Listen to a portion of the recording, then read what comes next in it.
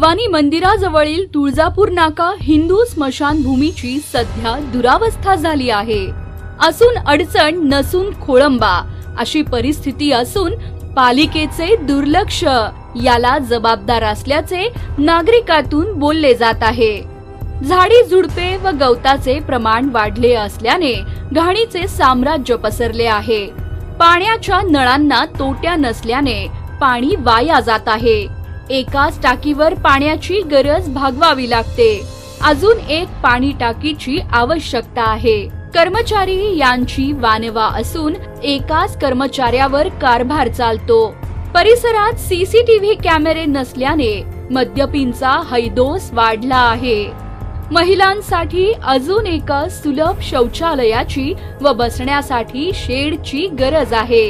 येथील प्रवेशद्वारावर उघड्यावरच विजेचा खांब धोकादायक स्थितीत उभा आहे.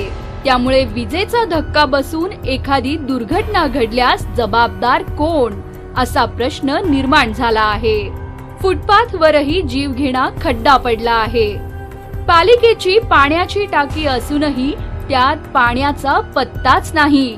पाणी वापरायला असून प्यायला नसल्याने नागरिक वैतागले आहेत.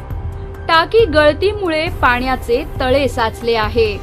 नादुरुस्त व फुटक्या कचरापेटीमुळे घाणीचे साम्राज्य पसरले असल्याचे चित्र दिसून आले. शौचालय बंद अवस्थेत असून त्याचा वापरच होत नसल्याने त्यात लाकडे व बिबू ठेवण्याचे आगारच बनवले आहे. वृक्षांची तोडफोड केल्याने झाडे लावा झाडे जगवा या नियमास हरताळ फासला जात आहे. स्मशानभूमी संरक्षक भिंतही नाही.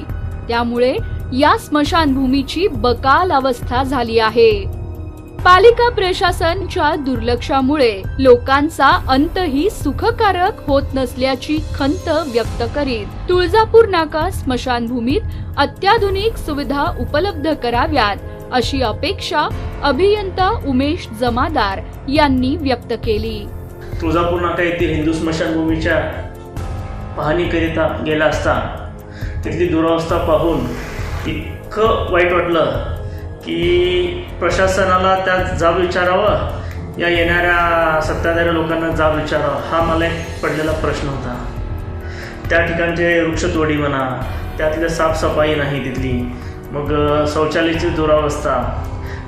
एक शेड आहे तो फक्त पुरुषांसाठी उपलब्ध आहे, महिलांसाठी तिथं शेड नाही आहे बसण्याकरिता. ज्या बालाज्या माणसाने इतकं करोडो रुपये खर्च करून तिथं विद्युत विधी उभा केलं त्याच्याही दुरावस्था होत चाललेल्या आहे.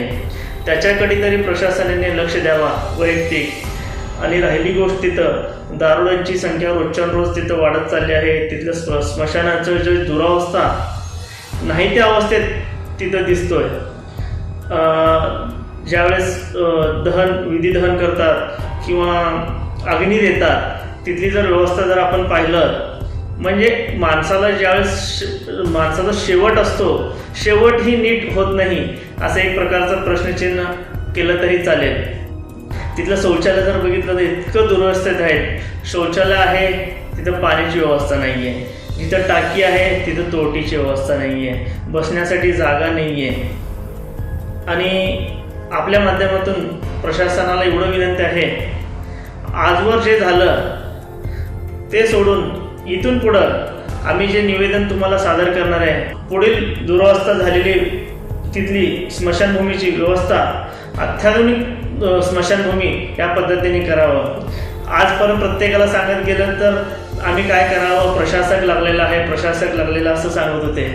पण आता एक हाती सत्ता आलेली आहे.